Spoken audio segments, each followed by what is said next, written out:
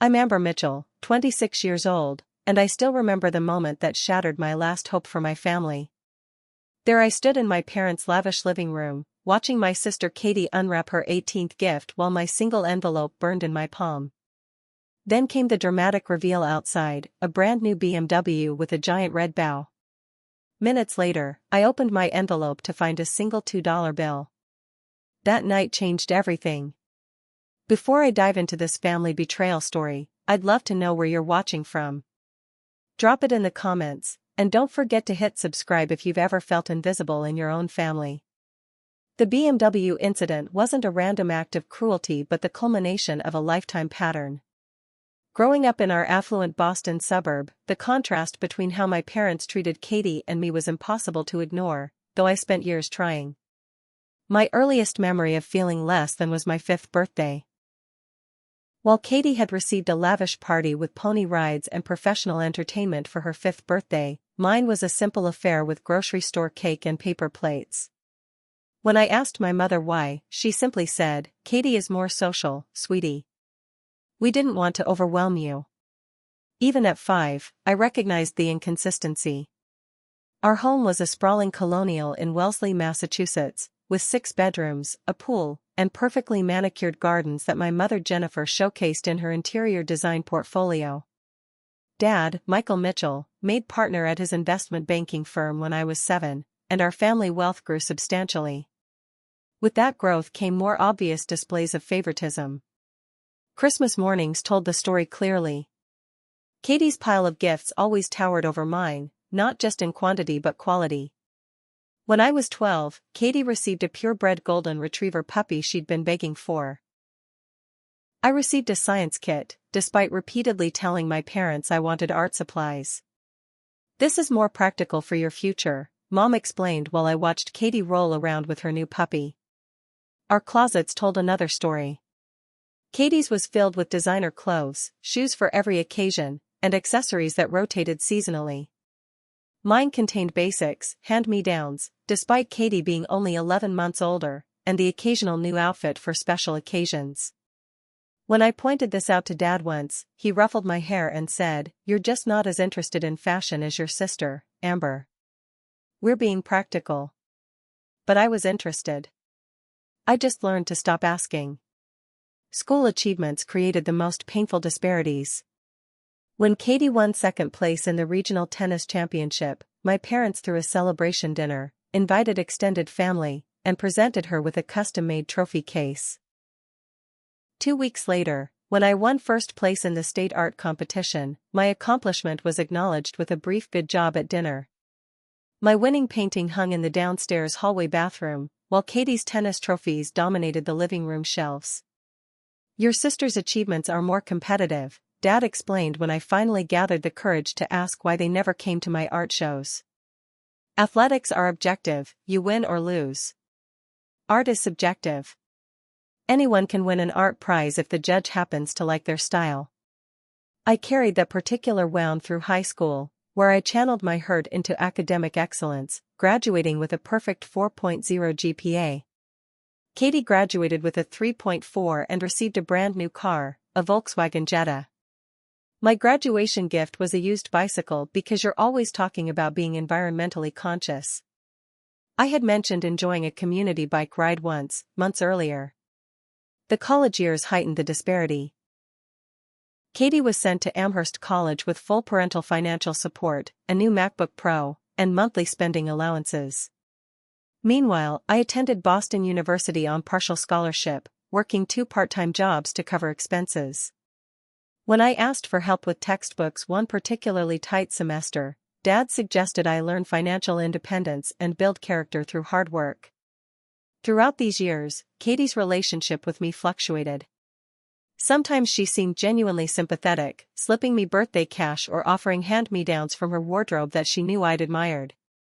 Other times, she leaned into her golden child status, making comments like, "Maybe if you were more outgoing like me, Mom and Dad would take more interest in your life." Those words cut deeper because they forced me to question, was this somehow my fault? Was I simply less lovable? Aunt Harriet, my mother's sister, once pulled me aside at a family gathering when I was 15.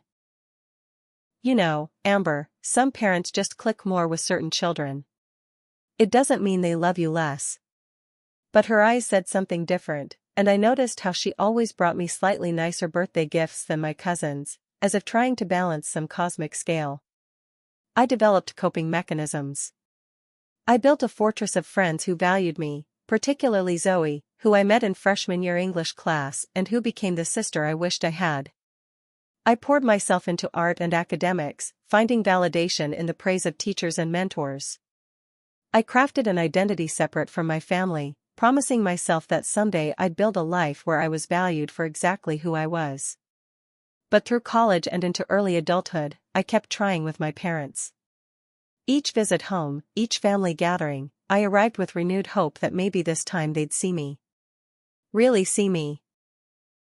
I'd prepare conversation topics I thought would interest them, dress in ways I thought they'd approve of, and achieve in areas I thought they'd value.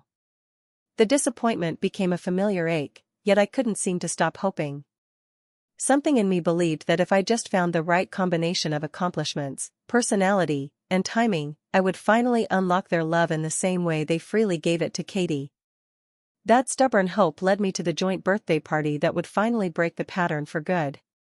The joint birthday celebration was my mother's idea. Since Katie and I were born just 3 days apart, she on May 12th and I on May 15th, Mom suggested combining our birthdays to make it special for both girls. I was turning 26, Katie 27, and despite years of disappointment, a small, stubborn part of me still believed this birthday might be different. I had legitimate reason for optimism. 3 months earlier, I had been promoted to Senior Digital Marketing Manager at Horizon Media, complete with a substantial raise and my own team to lead. After 5 years of grinding, staying late, and exceeding every target, I'd finally broken through. My boss had called me irreplaceable during the promotion announcement. Surely, this achievement would register with my success-oriented parents. The week before the party, I called Zoe to help me choose an outfit. My best friend since college, she knew the entire history of my family dynamics. I'm thinking the navy blue dress, professional but still feminine, I told her, holding it up to the camera during our video call. You look amazing in that dress, she agreed, then hesitated. Amber, I need to ask, are you sure about this party? You know how these family gatherings usually go. This time is different, I insisted. I've got actual career success to talk about. Dad can't dismiss that, right? It's literally the field he pushed me toward instead of art. Zoe's expression softened with concern. Just set your expectations low, okay?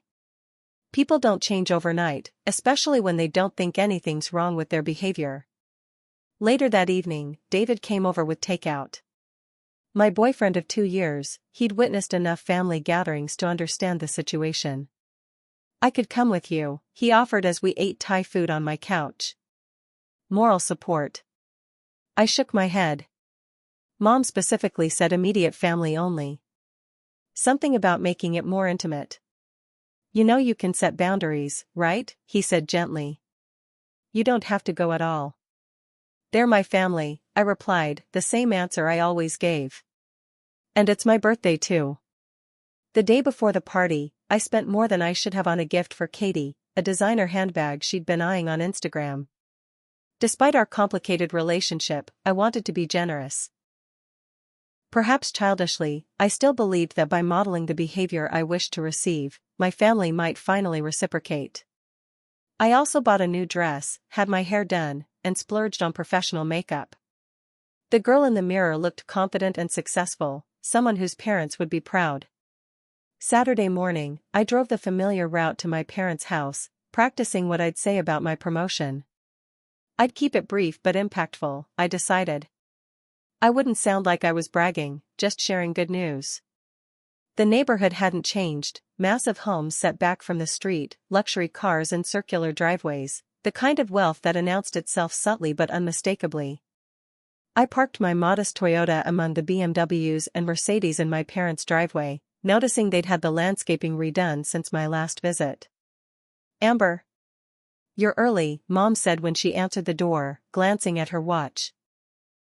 Her hair was perfectly styled, her casual outfit likely costing more than my monthly rent. I thought I could help set up, I offered. That's thoughtful, she said, ushering me into the kitchen.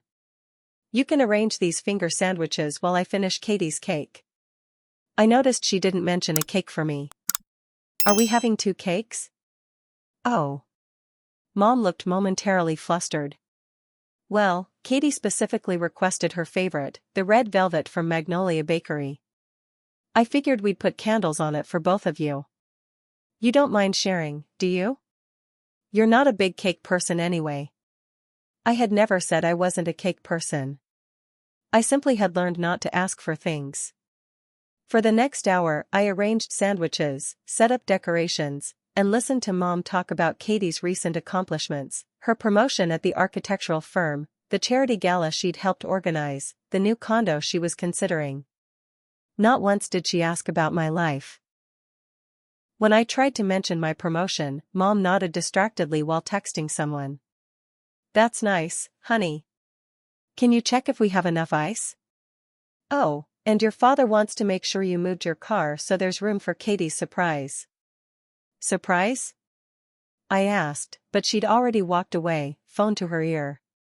The first guests arrived, Aunt Harriet and Uncle Phil, cousins from my father's side, my grandmother who immediately asked where Katie was.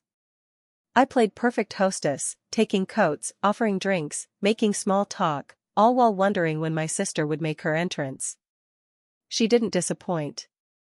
Katie arrived 45 minutes late, making an entrance in a stunning red dress, her boyfriend Tom following with an armload of gift bags. The gathering immediately gravitated toward her, like planets around a sun. The birthday girl is here, Dad announced, giving no indication that there were actually 2 birthday girls present. I stood in the corner, sandwich tray in hand, watching the family constellation realign around my sister, wondering why I still expected anything different. The Mitchell family dining room had been transformed for the occasion. Crystal glasses caught the light from the chandelier, reflecting tiny rainbows onto the cream-colored tablecloth. The table was set with the special occasion china, Royal Doulton that had been in the family for generations. Floral arrangements in Katie's favorite colors, pink and white, adorned the center of the table and side tables. I noticed my favorite color, blue, was conspicuously absent from the decor. Mom had prepared an elaborate meal featuring all of Katie's favorites: roast duck with orange glaze, truffle mashed potatoes, asparagus with hollandaise. The wine was a Pinot Noir from the year Katie was born, which Dad proudly announced as he poured. A special vintage for a special day, he declared, filling glasses around the table. When he reached mine, he added, "You're not still taking those medications that don't mix with alcohol, are you?" I wasn't.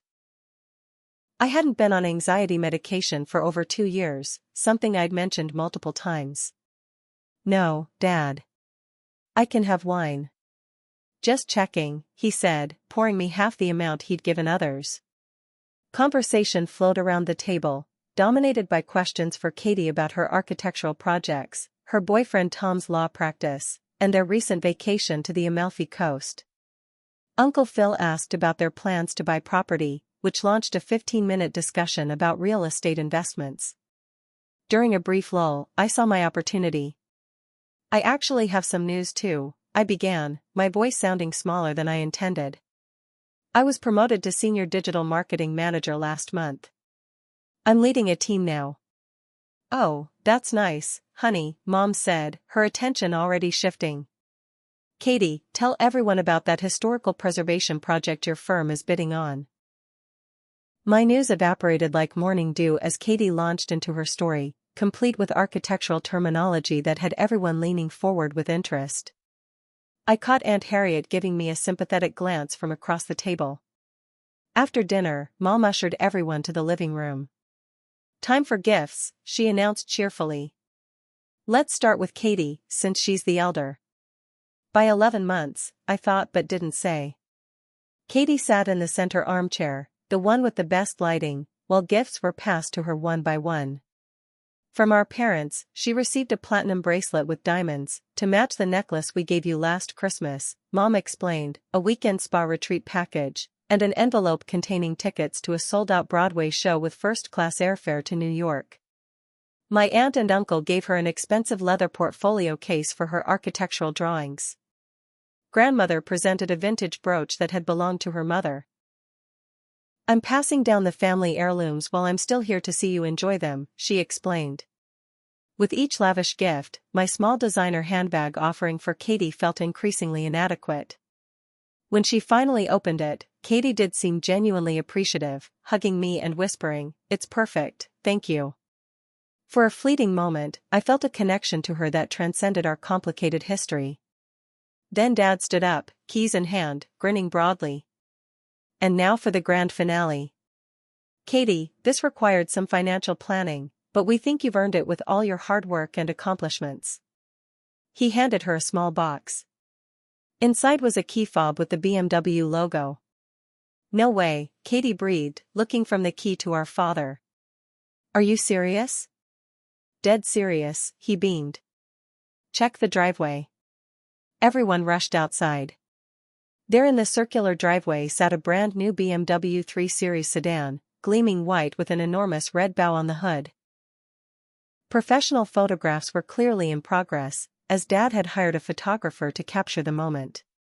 Katie screamed with delight, running to the car and running her hands over its sleek surface. "I can't believe this. It's exactly what I wanted." The next 10 minutes were a blur of photographs, Katie sitting in the driver's seat, everyone taking turns admiring the vehicle's features. I stood on the periphery, the smile frozen on my face beginning to hurt. When the excitement finally ebbed and we returned inside, Mom casually said, "Oh, Amber, we have something for you too, of course." Dad handed me a small envelope with my name written on it. The handwriting was hasty, the R in amber smudged as if it had been an afterthought. I opened it, expecting perhaps a check, obviously smaller than the car's value, but perhaps enough for a nice vacation or to help with my student loans. Inside was a single $2 bill. I stared at it, certain I was missing something. Maybe it was a joke? A placeholder for the real gift?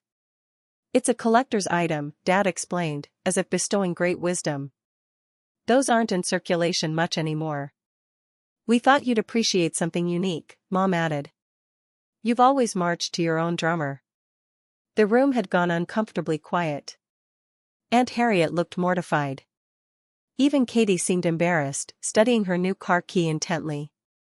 "Thank you," I said mechanically, still staring at the $2 bill. "It's very unique." Honestly, that's all we had left after the BMW, Dad chuckled, apparently attempting humor. "But you should be practical with money anyway, Amber. You've always been the responsible one." Responsible. The word they used when they wanted me to accept less. When they expected me to understand why Katie got everything and I got nothing. "Is that why I put myself through college while you paid for Katie's?" The words slipped out before I could stop them. The room temperature seemed to drop 10 degrees. Dad's expression hardened. "Now, Amber, don't start this again. We've always treated you girls equally, considering your different needs and personalities." It was the same dismissive response I'd heard all my life, rewriting reality to make their favoritism seem fair. I caught Katie's eye, she looked uncomfortable but remained silent, her new car key clutched tightly in her hand. "Let's have cake." Mom interjected with forced brightness, already moving toward the kitchen. I sat through the cake ceremony, a single elaborate red velvet cake with "Happy Birthday Katie," and Amber written on it, my name clearly added as an afterthought in a different color icing. When they sang, Katie's name was emphasized, mine almost swallowed in the collective voices. I blew out candles alongside my sister, my wish embarrassingly simple, to be valued equally. As cake was distributed and conversation resumed, I felt strangely calm. The shock had crystallized into clarity. This $2 bill against my sister's BMW wasn't an anomaly or a mistake. It was a perfect symbol of my place in this family, an afterthought worth exactly $2. "I need to use the restroom," I murmured to no one in particular, placing my barely touched cake on a side table. No one noticed as I slipped away, the $2 bill still clutched in my hand. In the powder room, I locked the door and finally allowed the tears to come. I caught my reflection in the ornate mirror, professional makeup now streaked, the confident woman from this morning reduced to the same invisible daughter I'd always been. The contrast between my expectations and reality crashed over me in waves. I sank down onto the closed toilet seat, shoulders shaking with silent sobs. This wasn't new. I'd cried in this same bathroom during countless family gatherings over the years. But something felt different this time. The $2 bill in my hand seemed to weigh 100 pounds, bearing the full weight of a lifetime of being valued less. Memories flashed through my mind like a cruel slideshow. Age 8, watching Katie open 15 Christmas presents while I received 3. Age 12, winning the school spelling bee with no one from my family in attendance because Katie had a soccer game the same day. Age 16, being told college funds were tighter than expected right after my parents paid for Katie's semester abroad in Paris. The pattern was undeniable and unchangeable. I had spent my entire life trying to earn the love and recognition that was freely given to my sister, believing that if I just achieved enough, behaved perfectly enough, needed little enough, someday I would be worthy. My phone buzzed with a text from Zoe. "How's it going? Thinking of you." I typed back quickly, "They gave Katie a BMW. I got a $2 bill." Not exaggerating. Zoe's response was immediate, "What the actual fuck? Then, I'm coming to get you. This is emotional abuse. You don't have to stay." Before I could respond, my phone rang. It was David. "Hey, birthday girl," he began cheerfully, then paused. "Are you crying? What happened?" Through broken sobs, I explained the BMW, the $2 bill, the dismissive explanations. David listened, his silence on the other end growing heavier. "I'll be there in 20 minutes, he finally said, his voice tight with controlled anger. "No," I replied, surprising myself. "I need to handle this my way. Amber, you don't have to subject yourself to this anymore. This isn't love." His words struck me with the force of truth. This wasn't love. Perhaps it never had been. "I just need to think," I said. "I'll call you later." As I hung up, I heard voices outside the bathroom, my parents and Aunt Harriet. "Don't you think that was a bit much, Jennifer?" Aunt Harriet was saying. "A car versus a $2 bill?" The poor girl looked devastated. "Amber has always been too sensitive," my mother replied dismissively. "She needs to understand that Katie has different needs. Besides, she's doing fine with her little marketing job. She just made manager," Aunt Harriet pointed out. "She tried to tell you during dinner." "Well, we can't be expected to keep track of every little development," my father's voice joined in. "If she wanted recognition, she should have chosen a more impressive field. Katie's architectural firm works on projects that win awards. She's probably in there texting that boyfriend of hers," my mother added. "He encourages her victimhood mentality." Their footsteps faded as they walked away, leaving me frozen in shock. I had always known on some level that they favored Katie, but hearing them so blatantly dismiss me and my accomplishments shattered any remaining illusions. A soft knock on the door startled me. "Amber?" It was Katie. "Are you okay?" I opened the door to find my sister standing there, her expression genuinely concerned. "I'm so sorry about the gift thing," she said quietly. "That was really messed up. I had no idea they were going to do that." For a moment, I felt the old connection to her, the sister bond that sometimes surfaced beneath the uneven dynamic. "It's not your fault," I said automatically, the response I'd given her my whole life whenever their favoritism became too obvious to ignore. "I tried to talk to them," she continued. "Dad just said I shouldn't worry about it, that you understand family finances have to be balanced over time." "But Amber, a car versus $2 isn't balance." I looked at my beautiful, always favored sister and felt a sudden clarity. "Katie, do you remember when we were kids and I asked why Mom and Dad came to all your tennis matches but none of my art shows?" She nodded, looking uncomfortable. "You told me it was because tennis was more exciting to watch." That if I picked more interesting hobbies, they'd pay attention to me too. I kept my voice gentle, free of accusation. I believed that. I believed for years that if I just found the right way to be, they would love me equally. Katie's eyes filled with tears.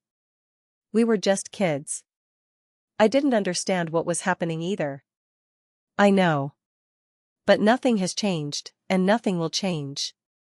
The realization settled over me with surprising calm. This isn't about the money, Katie. It's about what the money represents.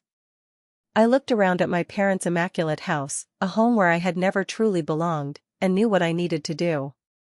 I need some time in my old room, I said.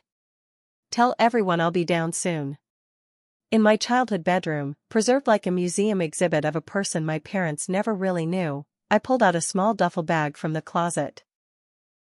I began filling it with the few meaningful possessions I'd left behind: photo albums, a few childhood books, the award certificate from that first state art competition.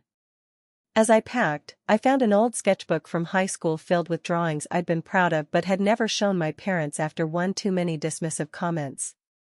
On the inside cover, 16-year-old me had written, "Someday I'll live somewhere my art belongs on the walls, not hidden in drawers." That someday had arrived. I wrote a brief note on hotel stationery I found in the desk. Mom and Dad. I'm stepping away from our relationship for now. The contrast between Katie's BMW and my $2 bill isn't just about today, it's about a lifetime of feeling invisible and unvalued in this family. I need to prioritize my own well-being. Please don't contact me for a while. I'll reach out when/if I'm ready. Amber. I placed the note on the bed, and after a moment's consideration, set the $2 bill on top of it. I wouldn't be taking their token gift or their tokenized love with me. The house was still buzzing with conversation as I slipped down the back staircase and out through the kitchen door. No one noticed me leaving, fitting, since no one had really seen me when I was there. The night air felt cool and clean as I placed my bag in my car. I took one last look at the house where I'd grown up but never belonged, at the BMW with its ostentatious red bow sitting in the driveway like a monument to inequality. The dashboard clock read 2 a.m. exactly when I pulled away from my parents' house for what I somehow knew would be the last time. There was symmetry in that timing, $2, 2 a.m. But unlike that insulting bill, this too marked the beginning of something, not the end. The first few days after leaving my parents' house passed in a blur of emotions. David offered his apartment as sanctuary, setting up the guest room with fresh flowers and giving me space to process. I called in sick to work for 2 days, something I'd never done before. My phone began lighting up with notifications by Sunday afternoon. My mother's text started casual, as if nothing had happened. "Where did you disappear to last night? Katie missed saying goodbye to you." Then grew increasingly concerned. "Amber, please respond. Your father and I are worried." By Monday, the tone shifted to defensive. "I don't understand why you're being so dramatic about this. The $2 bill was a collector's item, not just cash. Your sister worked hard for her gift. It's not fair to punish everyone because you're jealous." My father's messages were more direct. "This silent treatment is childish and beneath you, Amber. Call your mother. She's upset." I read each message but responded to none. Katie's approach was different. Her first text simply read, "I understand why you left. I'm here when you want to talk." By Wednesday, I returned to work, throwing myself into projects with an intensity that surprised even me. Focusing on marketing strategies and client presentations gave my mind respite from family turmoil. My team noticed something was off but respectfully maintained professional boundaries when I deflected personal questions. That evening, I finally answered a call from my therapist Dr. Chen, whom I hadn't seen in months. "Your mother called my office," she explained. "She's concerned about your mental health and wanted me to reach out." The violation of boundaries was so typical that I nearly laughed. Did she happen to mention giving me a $2 bill for my birthday while giving my sister a BMW? Dr. Chen's silence spoke volumes. "Would you like to schedule a session to discuss what happened?" The following day, I sat in her familiar office, recounting the birthday disaster and the lifetime of similar incidents that preceded it. "What you're describing sounds like a classic golden child/scapegoat dynamic," Dr. Chen observed. "In some family systems, parents unconsciously assign roles to their children. One becomes idealized while another bears the family's emotional projections." "So it's not that I was actually worth less," I said, the concept both validating and heartbreaking. "Of course not. These patterns say everything about your parents' unresolved issues and nothing about your actual value." We discussed healthy boundaries, the grief of accepting parents as they actually are versus who we wish they could be, and the possibility that stepping away might be the most self-respecting choice available. "Cutting contact doesn't have to be permanent," Dr. Chen reminded me. "It can be a boundary that creates space for healing." Meanwhile, the parental pressure escalated. My mother showed up unannounced at my workplace on Friday, creating a scene in the lobby that required security intervention. She left sobbing about her ungrateful daughter, ensuring my professional colleagues now had front-row seats to my family drama. My boss Mark called me into his office afterward. I braced for reprimand, but instead found compassion. "Family stuff is complicated," he said simply. "Take whatever time you need, but know your job is secure. Your work speaks for itself." That weekend, exactly 1 week after the birthday disaster, I made a decision. At precisely 2 a.m., a time that now felt symbolic, I systematically blocked my parents' numbers, email addresses, and social media accounts. The act was both terrifying and liberating. I didn't block Katie. Despite everything, the thread connecting us felt worth preserving, even if tenuously. The next wave came from extended family. Uncle Phil called, reasonably asking to hear my side. Aunt Harriet sent a supportive email acknowledging the favoritism she'd witnessed. But my father's brother, Uncle James, left a scathing voicemail accusing me of tearing the family apart over material jealousy. David became my steadfast support, defending me fiercely when flying monkeys appeared but never pushing me toward either reconciliation or permanent estrangement. "This is your journey," he said. "I'm just here to remind you that you deserve to be valued." Zoe organized a friend dinner where no one asked about family, just celebration of my promotion and birthday with people who genuinely cared. 2 weeks after the birthday, an anonymous relative, likely a cousin, sent a screenshot of my mother's Facebook post. "Heartbroken over my daughter's inexplicable abandonment of our family. We gave her everything, supported her every dream, and now she's cut us off without explanation. Please pray for our family during this difficult time." The complete rewriting of reality might have enraged me before. Now it simply confirmed the wisdom of my decision. The physical manifestations of stress couldn't be ignored. Insomnia kept me awake most nights, my appetite diminished, and tension headaches became frequent visitors. Work performance began to suffer despite my determination to compartmentalize. As Thanksgiving approached, the first holiday season without family contact, anxiety mounted. David invited me to join his family in Connecticut. "They already love you from meeting you last Christmas," he assured me. Then, an unexpected development, Katie appeared at my apartment door one Saturday morning, looking nervous. "Can we talk?" she asked. I let her in, noticing she drove her old Jetta, not the new BMW. "Mom and Dad are telling everyone you're having some kind of breakdown," she began. "They're saying you've always been emotionally unstable and that you're being manipulated by David and your friends. Are you surprised?" I asked. "No," she admitted. "But I am surprised by how much I've been thinking about everything. How different our experiences in the same family were. I never saw it clearly until the BMW moment. For the first time, Katie and I had a completely honest conversation. She acknowledged the favoritism but admitted feeling trapped by it too, the pressure to be perfect, to justify their preferential treatment. "I don't want to lose my sister," she said finally. "But I understand if you need distance from me too." I considered her words carefully. "I need boundaries with them, not necessarily with you.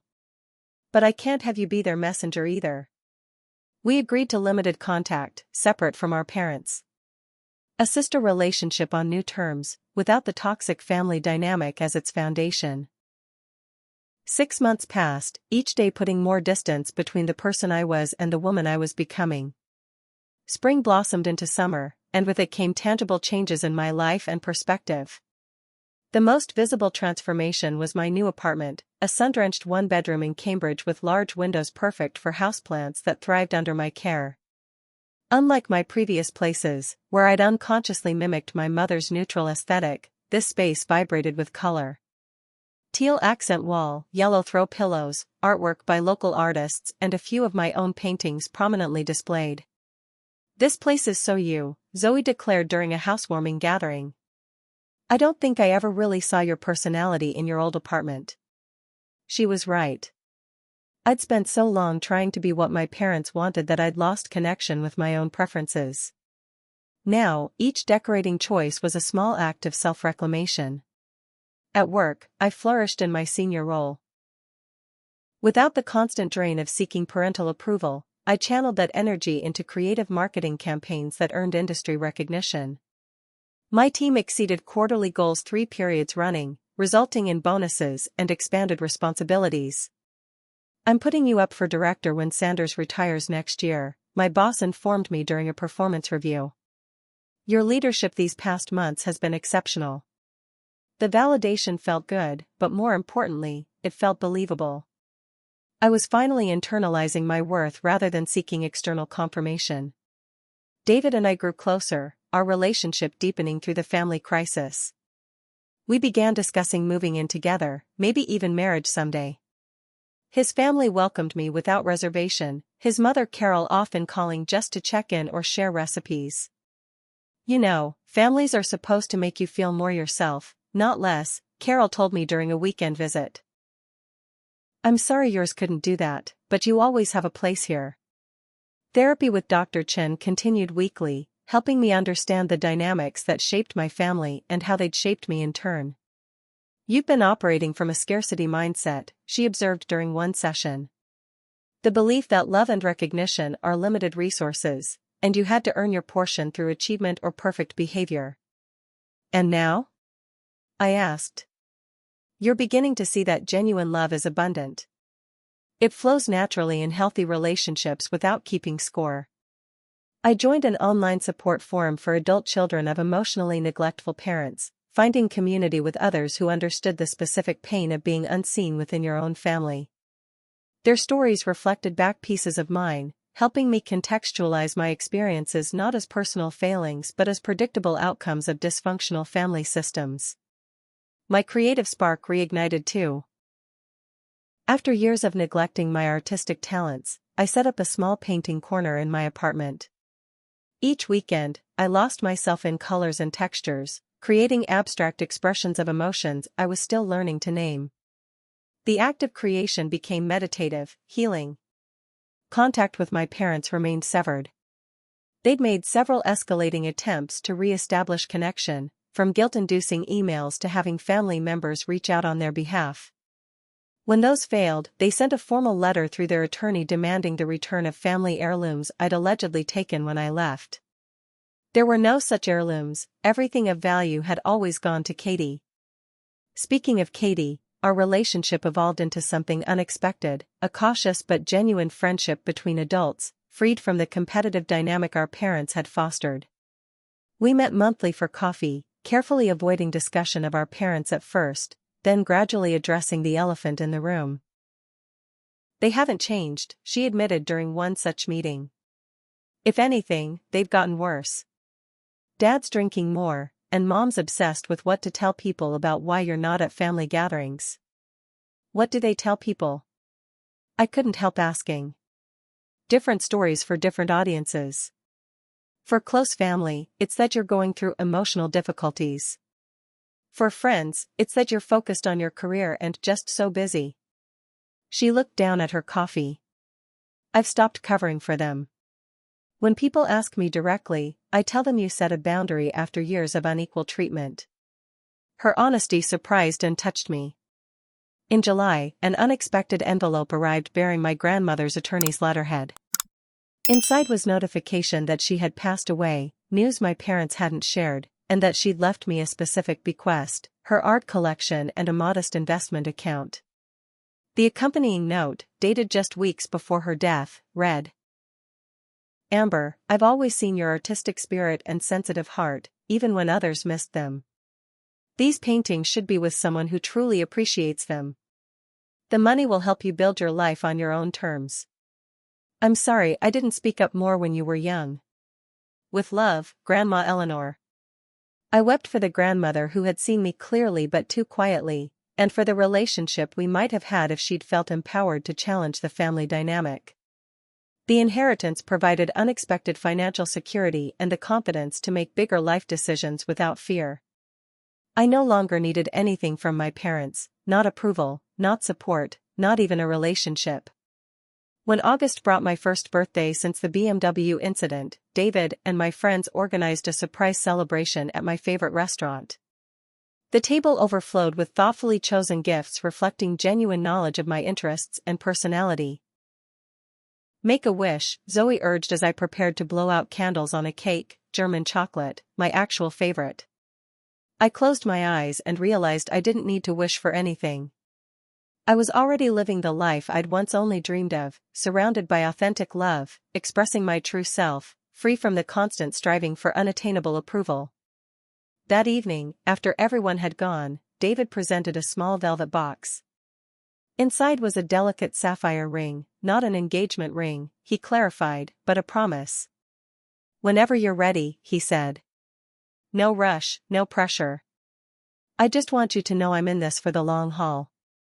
Looking at this man who loved me exactly as I was, I recognized what healthy attachment felt like, the security of being valued not for what you achieve or provide, but simply for who you are. 2 weeks later, an embossed envelope arrived. Katie's wedding invitation. The RSVP card included a handwritten note.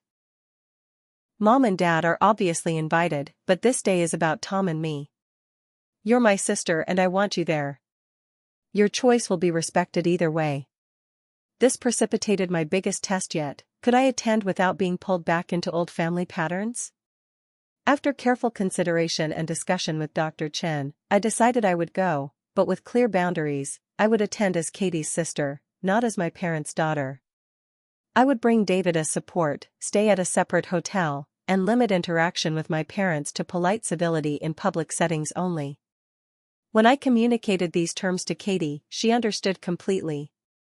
This is your sister inviting you, not Mom and Dad trying to force reconciliation. Relatives tried using the wedding as leverage, of course. You can't avoid them forever, Aunt Harriet pointed out, though kindly. Maybe this is a chance to thaw the ice a bit? I stood firm. This is about supporting Katie, not about my relationship with them. And somewhere in this standing firm, I found another piece of myself, the woman who could define her own terms of engagement without guilt or fear. The $2 bill remained in my possession after all. I'd retrieved it the day after the birthday disaster, when I'd returned to collect my car while my parents were at church. Now it sat framed on my desk, not as a monument to hurt, but as a reminder of my journey and the moment I'd finally recognized my own worth couldn't be set by others. 1 year after walking away at 2 a.m., I stood in the back of a quaint Massachusetts church watching my sister walk down the aisle. Katie was radiant in her wedding dress, her smile genuine as she locked eyes with Tom waiting at the altar. From my peripheral vision, I could see my parents in the front row, my mother dabbing at tears, my father standing proud in his tuxedo. David squeezed my hand supportively. We had arrived just before the ceremony began, intentionally missing the pre-wedding mingling. The distance I maintained wasn't about anger anymore, it was about protection and self-respect. During the reception, the moment I'd prepared for finally arrived. As Katie and Tom made their rounds to each table, my parents approached simultaneously. Amber, my mother began, her voice wavering slightly. You look lovely. Thank you, I replied with polite neutrality. Congratulations on Katie's wedding. Everything is beautiful. We've missed you, my father said, attempting to move in for a hug. I took a small step back. This is Katie's day. Let's keep the focus there. Their faces registered the boundary, disappointment, a flash of anger, then resigned acceptance. The conversation remained surface level for precisely 3 minutes before they moved on to other guests. David leaned in after they left. "You okay?" I nodded, surprised to discover it was true. "They haven't changed." "But I have." What struck me most was how their presence no longer held power over my emotional state. The interaction left me unfazed rather than devastated. Progress indeed. Katie found me later, champagne in hand. "Thank you for coming," she said sincerely. "It means everything." "I wouldn't have missed it," I replied, and meant it. "You deserve your perfect day." "They asked if you'd reconsider your estrangement," she confided, rolling her eyes at the dramatic term. "I told them that's between you and them." "And that's the wisest answer," I smiled. "You're learning too." The wedding marked a milestone in my healing journey, the ability to selectively engage with difficult family members on my own terms without losing myself in the process. As the year of recovery and rebuilding rounded to completion, I found myself reflecting on the lessons extracted from pain. Love shouldn't require constant auditions or perfect performances. True acceptance embraces your whole self, not just the achievements or qualities deemed valuable. Boundaries aren't punishment, they're protection. The distance I created wasn't about hurting my parents but about creating space to heal and grow beyond limiting family patterns. Sometimes walking away is the most self-loving choice available. Staying in toxic dynamics out of obligation or hope for change often just perpetuates the damage. Your worth isn't determined by others' ability to see it. My parents' inability to value me equally was their limitation, not my deficiency. These insights crystallized when my youngest cousin Lily, just 16, reached out via Instagram DM. "I saw what happened with the BMW thing. My parents think you overreacted, but I don't. They do the same with my brother, he gets everything and I'm just there. How did you find the courage to leave?" My heart ached recognizing the familiar pain in her words. We began a careful correspondence, me offering support without undermining her parents' authority, helping her build resilience and perspective until she could make her own choices at adulthood. Wedding preparations now occupied my own thoughts as well. David had officially proposed on a weekend trip to Maine, and we'd set a date for the following spring.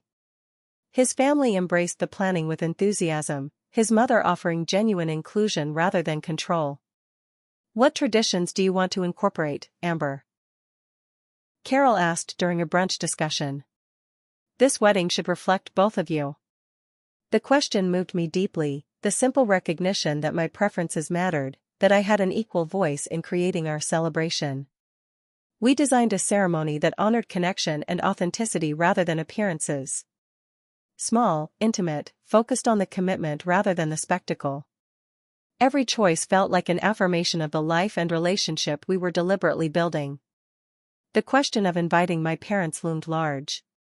After careful consideration and therapy sessions, I decided to send an invitation with clear parameters attached. They would be welcomed as guests if they could respect our boundaries, but any attempt to make the event about our family estrangement would result in them being asked to leave. "Are you sure?" David asked when I made my decision.